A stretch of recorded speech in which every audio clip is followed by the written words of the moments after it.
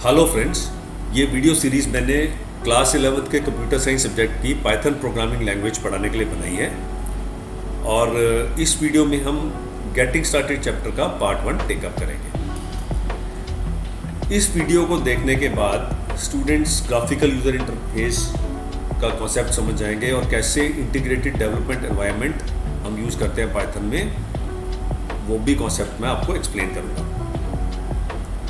Variables का concept आपको मैं बताऊंगा कि वेरिएबल्स क्या हैं और कैसे हम वेरिएबल्स को क्रिएट करते हैं और वेरिएबल्स को वैल्यू असाइन करते हैं। पाइथन की दोनों टाइप्स ऑफ वर्किंग, इंटरैक्टिव और स्क्रिप्ट मोड, उन दोनों टाइप्स ऑफ वर्किंग पे हम वर्क करना सीखेंगे। So Python language Guido van Rossum ने 1991 में रिलीज़ की थी, जब वो CWI जो कि एक नेशनल रिसर्च इंस्टीट्यूट है मैथमेटिक्स और कंप्यूटर साइंस का, नीदरलैंड्स में, उसमें वर्क कर रहे थे।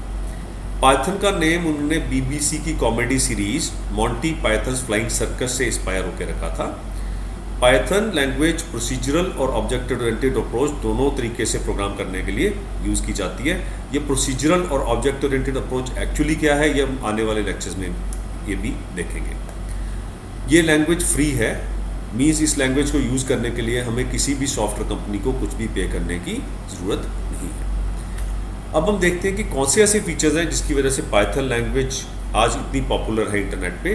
डिफरेंट एस्पेक्ट्स के इस लैंग्वेज के जिसकी वजह से ये पॉपुलर है। पाइथन एक जनरल पर्पस प्रोग्रामिंग लैंग्वेज है, मीन्स कि ये साइंटिफिक प्रोग्रामिंग के लिए भी काम आती है और नॉन साइंटिफिक प्रोग्रामिंग के लिए भी काम आती है। फॉर एग्जाम्पल, साइंटिफिक प्रोग्रामिंग में हम डेटा एनालिसिस करते हैं, हम मशीन लर्निंग के लिए इसको यूज़ करते हैं, आर्टिफिशियल इंटेलिजेंस के लिए इसको यूज़ करते हैं, और नॉन साइंटिफिक प्रोग्रामिंग में हम वेब एप्स और बैकएंड प्रोग्रामिंग के लिए पाइथन लैंग्वेज को यूज़ करते हैं। ये लैंग्वेज प्लेटफॉर्म इंडिपेंडेंट है। प्लेटफॉर्म इंडिपेंडेंट का मीनिंग ये है कि ये ऑपरेटिंग सिस्टम डिपेंडेंट नहीं है, मीन्स इस लैंग्वेज को हम किसी भी OS पे यूज़ कर सकते हैं, चाहे वो OS लाइनक्स एनवायरनमेंट हो, वो OS विंडोज़ एनवायरनमेंट हो या मैक OS हो। सो ये लैंग्वेज सभी इन्वायरमेंट्स पे अवेलेबल है।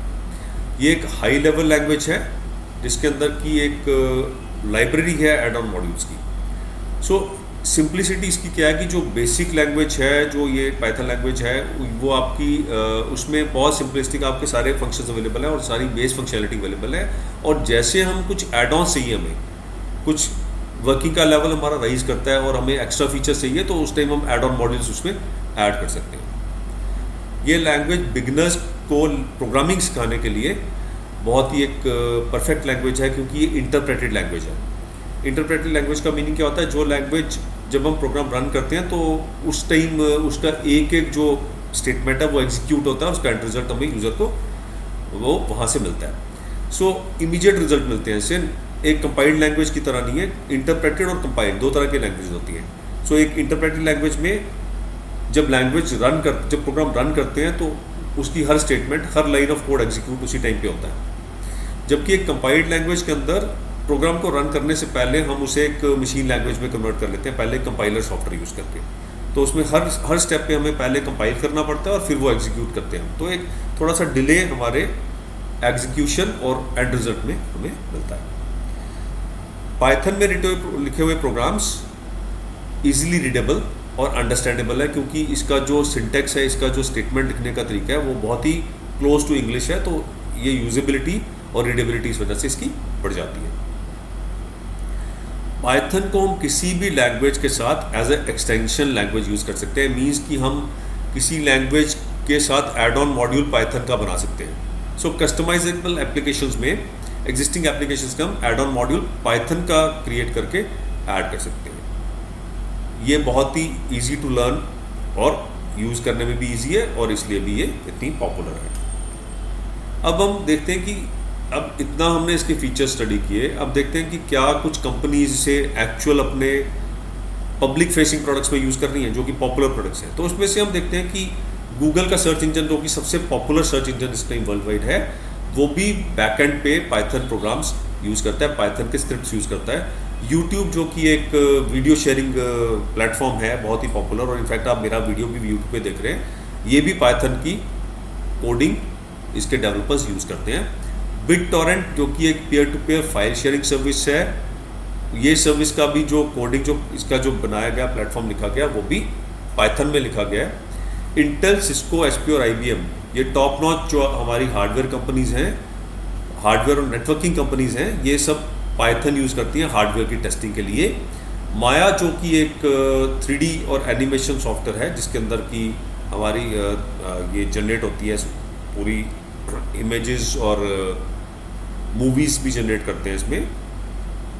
तो माया का जो टूल है ये पाइथन स्क्रिप्टिंग API इसमें अवेलेबल है।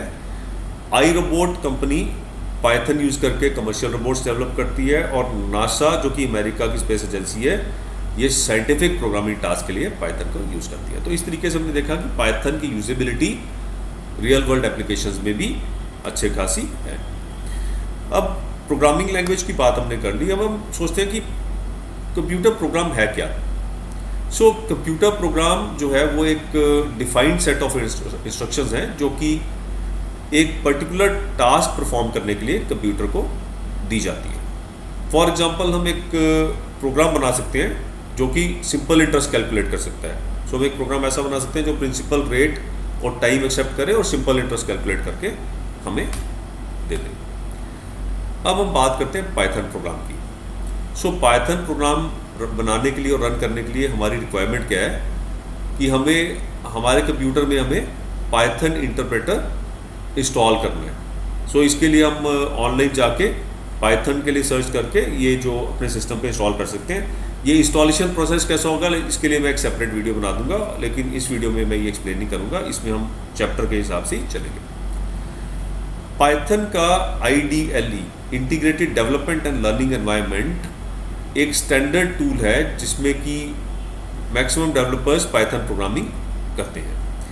ये IDLE जो टूल है इसमें हम प्रोग्राम राइट भी कर सकते हैं, एडिट कर सकते हैं, प्रोग्राम्स को ब्राउज कर सकते हैं और रन करके एग्जीक्यूट करके उसका एंड रिजल्ट भी देख सकते हैं और डिबग भी कर सकते हैं। डिबग का मीनिंग क्या होता है कि इनकेस प्रोग्राम में कुछ फॉल्ट आता है, प्रोग्राम में कुछ कोडिंग लॉजिक में एरर है या कुछ आउटपुट में एरर है, तो वो डिबगिंग भी हम इस पाइथन IDLE में कर सकते हैं। सो ये सब हम एक सिंपल इंटरफेस से IDLE पाइथन का यूज़ करते हैं।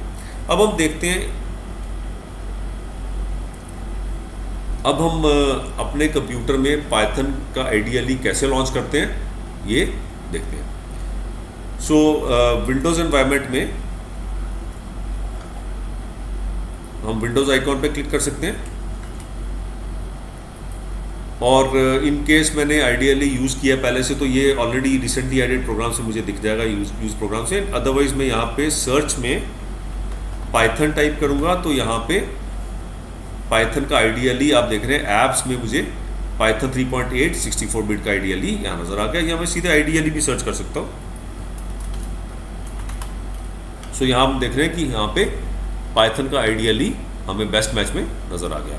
इस पर क्लिक करके हम IDLE को लॉन्च कर सकते हैं। सो इस पे आगे चलने से पहले हम देखते हैं कि प्रोग्रामिंग करने के लिए हमें वेरिएबल्स की रिक्वायरमेंट होती है। तो वेरिएबल्स क्या है?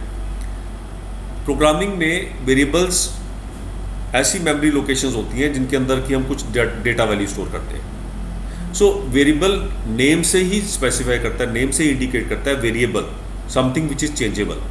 सो वेरिएबल एक ऐसी वैल्यू है which can change depending upon conditions और on information pass to the program. और ये वैल्यू हम कोडिंग करते वक्त कंप्यूटर के प्रोग्राम में भी वेरिएबल को हम प्रोसेस कर सकते हैं, इसको कंप्यूट कर सकते हैं, इसकी वैल्यू को चेंज कर सकते हैं। सो पाइथन में वेरिएबल जो है वो एक रिजर्व मेमोरी लोकेशन है जिसके अंदर डेटा वैल्यूज हम स्टोर करते हैं। अब वेरिएबल्स को अंडरस्टैंड करके ये देखते हैं कि वेरिएबल का नॉमेनक्लेचर, इन केस वेरिएबल एक नेम्ड मेमोरी लोकेशन है तो उसका ऑब्वियसली नेम भी हमें देना पड़ेगा। सो कंसेप्चुअली हमें नेम ऐसा देना चाहिए जो सेल्फ डिस्क्रिप्टिव हो, मतलब नेम पढ़ के हम समझाएं कि इस वेरिएबल के अंदर जो वैल्यू स्टोर्ड है वो किस तरह की वैल्यू है। अब इसके लिए कुछ नेमिंग कन्वेंशन है, नेमिंग रूल है पाइथन के अंदर।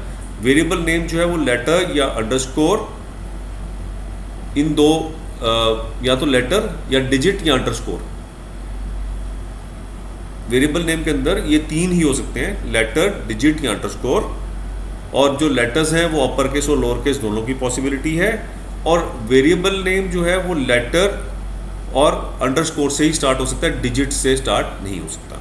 मीन्स तीनों की एक्सेप्टेबिलिटी है वेरिएबल नेम में, लेटर, अंडरस्कोर और डिजिट। लेकिन स्टार्टिंग जो कैरेक्टर है वो इसका अंडरस्कोर या लेटर ही हो सकता है, डिजिट नहीं हो सकता। सो अब हम जब इस रूल को स्टडी करते हैं तो हम देखते हैं कि वैलिड वेरिएबल नेम्स मैंने कुछ यहाँ पे लिस्ट किए हुए हैं, जैसे एज। सो यहाँ पे हम देख रहे हैं सारे लोअर केस कैरेक्टर्स हैं। Second variable name underscore as, underscore character used है यहाँ पे। थर्ड वैलिड नेम है फर्स्ट अंडरस्कोर नेम, और फोर्थ वैलिड नेम है class 8। So CLASS class 8 digit हमने यहाँ पे यूज़ किया हुआ है। इनवैलिड वेरिएबल नेम्स में जो नेम्स हैं मैंने यहाँ पे एग्जांपल दिए। एक रूम, आगे हैश का सिंबल है। हैश सिंबल एक्सेप्टेबल नहीं है क्योंकि एक स्पेशल सिंबल है, और हमने अभी रूल स्टडी किया कि सिर्फ अंडरस्कोर ही एज अ सिंबल अलाउड है वेरिएबल नेम में। तो रूम हैश जो है ये इनवैलिड वेरिएबल नेम है, पाइथन में ये एक्सेप्टेबल नहीं है। सेकेंड जो इनवैलिड वेरिएबल नेम है वो मैंने लिया 8 क्लास। 8 मैंने डिजिट पहले ले लिया और उसके बाद क्लास लिखा। डिजिट वेरिएबल नेम में फर्स्ट कैरेक्टर को छोड़ के किसी भी और कैरेक्टर पे एक्सेप्टेबल है। क्लास 8 एक्सेप्टेबल है, C8 आगे कुछ भी लिख सकते हैं, मीन्स सेकंड लेवल पे या थर्ड लेवल पे किसी भी लेवल पे हम डिजिट को ऐड कर सकते हैं वेरिएबल नेम में, लेकिन फर्स्ट कैरेक्टर जो है वो डिजिट एक्सेप्टेबल नहीं है, तो इनवैलिड वेरिएबल नेम है। दूसरी चीज़ जो हम यहाँ पे देखना चाहेंगे, वेरिएबल नेम्स जो है पाइथन में केस सेंसिटिव है।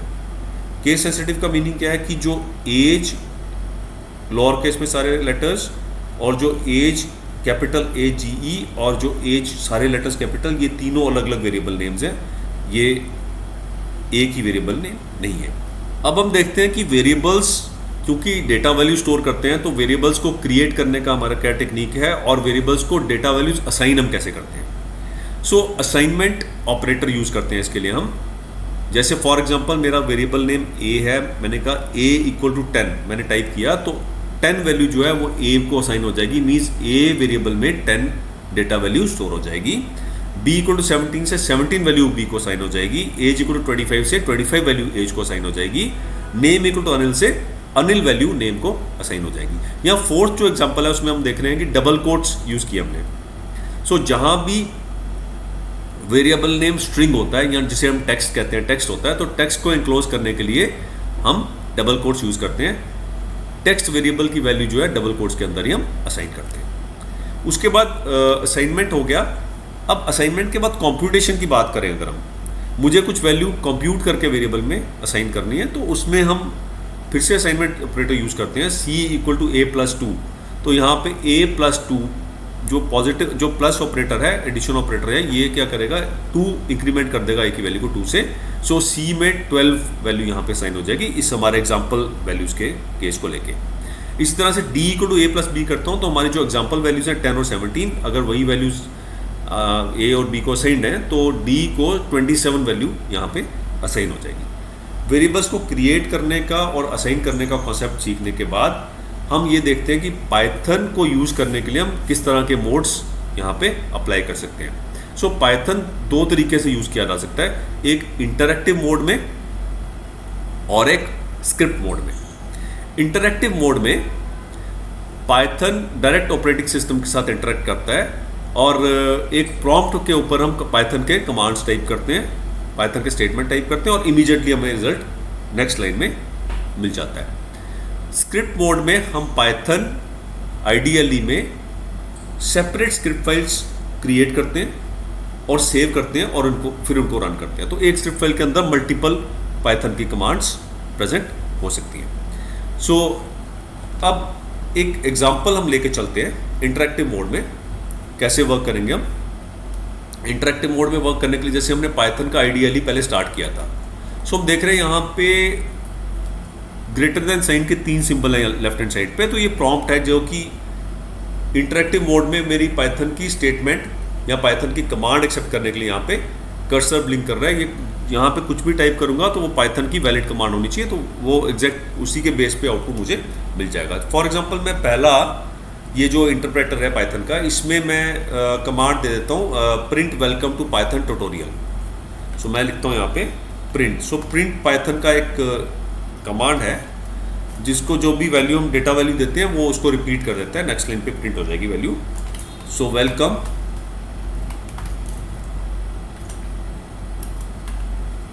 To Python tutorial.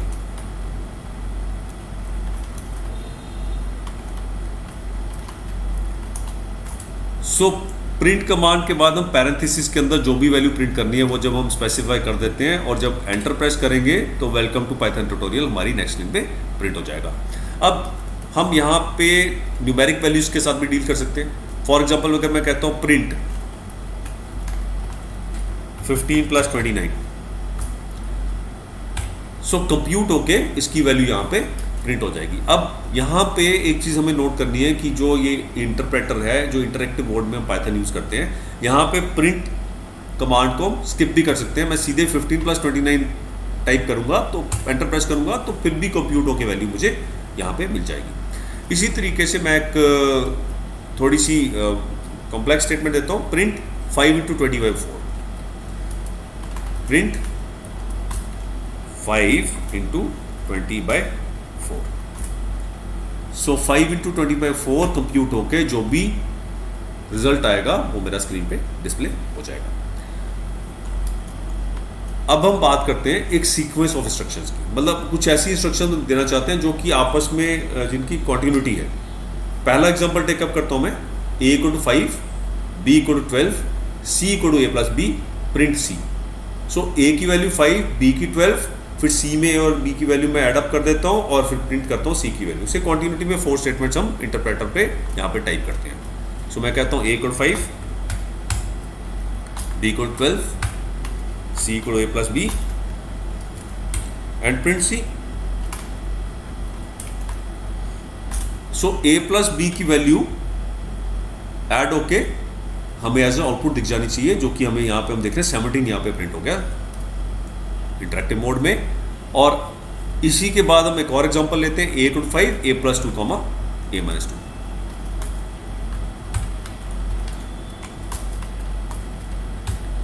सो यहाँ पे हम देख रहे हैं कि a + 2 7, a - 2 3, और ये वैल्यू कॉमा करके जब मैंने स्पेसिफाई की तो एक टपल मुझे रिटर्न हो गया। टपल क्या है? Pair of values. सो यहाँ पे टपल 7, 3 मुझे यहाँ पे रिटर्न हो गया। तो इस तरह से इंटरेक्टिव मोड में मैं यहाँ पे प्रॉम्प्ट में कुछ भी वैलिड पाइथन कमांड दूंगा तो इमीडिएटली मुझे उसका जो रिजल्ट है, जो आउटपुट है, मुझे नेक्स्ट लाइन में मिल जाएगा। अब इंटरेक्टिव मोड करने के बाद हम इससे क्विट करना चाहेंगे तो कैसे करेंगे? Ctrl+D और क्विट कमांड यूज करके हम इंटरेक्टिव मोड से एग्जिट कर सकते हैं। और इन केस मुझे Ctrl+F6 करता हूँ मैं तो इंटरेक्टिव मोड के शेल जो है वो रीस्टार्ट हो जाएगा, तो सारी वैल्यूज रीसेट हो जाएंगी। सो Ctrl+F6 से रीस्टार्ट होता है और Ctrl+D या क्विट से इंटरेक्टिव मोड से मैं बाहर आ जाता हूँ। सो ये ट्राई करने से पहले हम ये कुछ इनबिल्ट कमांड्स पाइथन के इंटरेक्टिव मोड में ट्राई करते हैं। हेल्प, कॉपीराइट, क्रेडिट्स और लाइसेंस। सो सबसे पहले मैं हेल्प कमांड टाइप करता हूँ यहाँ पे, हेल्प और पैरेंथेसिस। सो मैं देखता हूँ कि एक डैशबोर्ड आ गया जिसके अंदर उसने बताया मुझे कि हेल्प मैं कैसे ले सकता हूँ। सो अगर इसका मैं पैराग्राफ 3 पढ़ता हूँ, सो यहाँ पे लिखा है enter the name of any module, keyword और topic to get help on writing Python programs and using Python modules. So to quit this help utility, return to the interpreter, just type quit. To get a list of available modules, keywords, symbols और topics, type modules, keywords, symbols और topics, right? So यहाँ पे पूरा मुझे process बता दिया कैसे मैं हेल्प ले सकता हूँ। सो इन केस मैं कहता हूँ कि कीवर्ड्स होते हैं लैंग्वेज के स्पेशल वर्ड्स, रिजर्व वर्ड्स होते हैं जो कि स्पेसिफिक जिनका फंक्शन होता है। सो मैं कीवर्ड्स यहाँ पे हेल्प के प्रॉम्प्ट के आगे टाइप कर देता हूँ, तो यहाँ पे पाइथन के जो इनबिल्ट कीवर्ड्स हैं वो सारे के सारे यहाँ पे मुझे यहाँ पे लिस्ट आउट हो गए। और इन कीवर्ड्स में से किसी भी एक कीवर्ड की अगर मुझे हेल्प चाहिए तो मैं उस कीवर्ड को यहाँ पे टाइप करके एंटर प्रेस कर दूंगा, तो उस कीवर्ड से रिलेटेड हेल्प जो है मेरी यहाँ पे मुझे दिख जाएगी। सो इफ़ टाइप करके मैंने एंटर प्रेस किया तो इफ़ स्टेटमेंट की हेल्प आ गई। यहाँ पे आप देख रहे हैं if statement is used for conditional execution, if statement, if assignment expression suite, else, elif, assignment expression suite, else suite. So ये इफ़ कंडीशनल कैसे हम यूज़ करते हैं ये हमने यहाँ पे हेल्प में आ गया। अब इस तरीके से मैं किसी भी कीवर्ड, किसी भी मॉड्यूल, किसी भी सिंबल या टॉपिक की हेल्प पाइथन के हेल्प वाले डैशबोर्ड पे ले सकता हूँ। इससे मुझे क्विट करना है तो मुझे क्विट कमांड देनी पड़ेगी। क्विट कमांड से मैं हेल्प वाले मॉड्यूल से बाहर आ जाता हूँ और फिर से मैं यहाँ पे बाकी वाले जो कमांड्स हैं उनको 1 by 1 देके देखता हूँ। सो कॉपीराइट,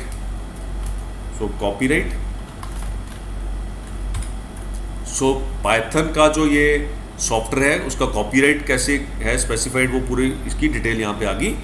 क्रेडिट्स से मैं क्रेडिट्स देख सकता हूँ। पाइथन में कंट्रीब्यूशन कैसी, किस किस ऑर्गेनाइजेशन की क्या कंट्रीब्यूशन है वो यहाँ पे मुझे क्रेडिट्स मिल गए। और उसके बाद लाइसेंस के थ्रू मैं सॉफ्टवेयर लाइसेंसिंग का डॉक्यूमेंट पढ़ सकता हूँ पाइथन का।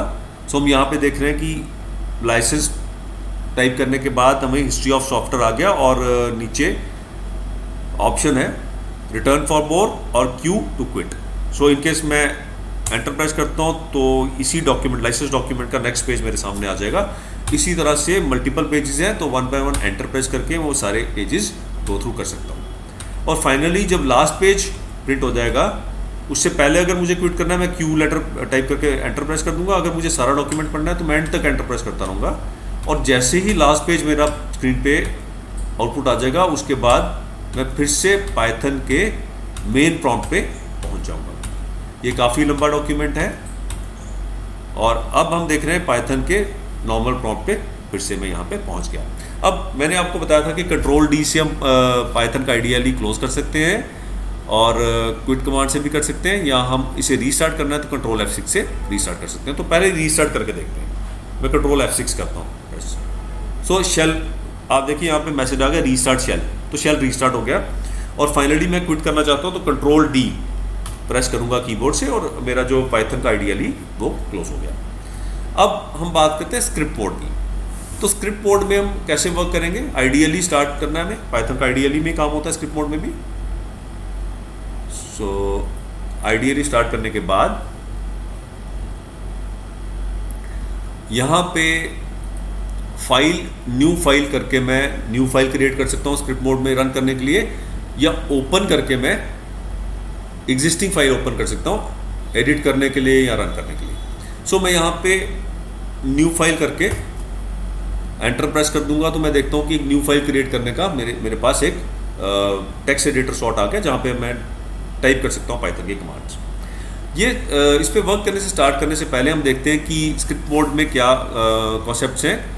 इन script mode we type Python program in a file and then use the interpreter to execute the content from the file. So हम पाइथन प्रोग्राम फाइल के अंदर टाइप करेंगे और फिर हम इंटरप्रेटर से उस प्रोग्राम को एग्जीक्यूट करेंगे। सो जब भी हमें पाइथन में कुछ लाइंस या कुछ लाइन से ज़्यादा लाइंस पे वर्क करना है, सो ये बेस्ट टेक्निक है कि हम उस लाइंस को, प्रोग्राम की लाइंस को स्क्रिप्ट में सेव कर लें और फिर हम उन लेटर स्टेज पे भी उनको रीयूज़ कर सकते हैं या उनको बाद में मॉडिफाई कर सकते हैं।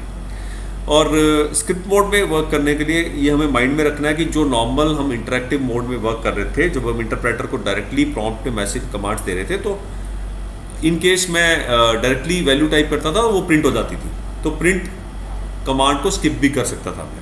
लेकिन स्क्रिप्ट मोड में जब हम फाइल के अंदर वर्क करते हैं तो हमें स्पेसिफिकली प्रिंट स्टेटमेंट देनी पड़ेंगी। प्रिंट स्टेटमेंट के देने पे ही जो आउटपुट है स्क्रीन पे मुझे नज़र आएगी। सो स्क्रिप्ट मोड में जाने के लिए ये वाला प्रोसेस मैं कर चुका हूँ। फाइल ओपन करके मैंने न्यू फाइल करके मैंने न्यू फाइल क्रिएट की है और अब मैं इसको कंट्रोल S करके सेव कर सकता हूँ या फाइल मेन्यू से भी सेव कर सकता हूँ और रन करने के लिए कंट्रोल F5 कर सकता हूँ और फिर वो फिर से मेरा जो है कमांड प्रॉम्प्ट पे आ जाएगा पाइथन की और वहाँ पे मैं प्रोग्राम को रन करने के लिए प्रोग्राम का नेम और पैरेंथेसिस दूंगा तो प्रोग्राम मेरा रन हो जाएगा। सो हम एक बेसिक सैम्पल प्रोग्राम लेके चलते हैं। सो यहाँ पे ये बेसिक स्ट्रक्चर है एक पाइथन की स्क्रिप्ट का, जिसके अंदर डेफ स्क्रिप्ट का नेम और उसके बाद पैरेंथेसिस और कोलन और उसके बाद पाइथन की स्टेटमेंट्स, जैसे कि हम इंटरेक्टिव मोड में स्टेटमेंट्स दे रहे थे A=5, B=12, C=A+B, print C, उसी तरीके से हम स्टेटमेंट्स देंगे। लेकिन यहाँ पे हमें ध्यान रखना है कि ये जो स्टेटमेंट्स हैं ये जो डेफिनेशन ऑफ द प्रोग्राम है उससे इंडेंटेड होनी चाहिए। इंडेंटेड मीन्स कि कुछ स्पेसेस टू द राइट। सो इसे हम रिपीट करते हैं टेक्स्ट एडिटर में। सो मैं यहाँ पे लिखना स्टार्ट करता हूँ डेफ टेस्ट कोलन, सो A=5, B=12, C=A+B, print C। Script को फाइल मेन्यू के थ्रू सेव कमांड देके हम सेव कर सकते हैं। सो इसे मैं अपने पर्टिकुलर फोल्डर में सेव करना चाहूँगा ताकि बाद में फ्यूचर रेफरेंस में इसे इजीली कर सकूँ और इसे मैं टेस्ट के नाम से सेव कर देता हूँ। सो पाइथन में जो फाइल्स हैं उनका एक्सटेंशन .py होता है। सो टेस्ट करके मैं बाय डिफ़ॉल्ट ये .py एक्सटेंशन होता है स्क्रिप्ट का। और मैं सेव बटन पे एंटर प्रेस कर देता हूँ।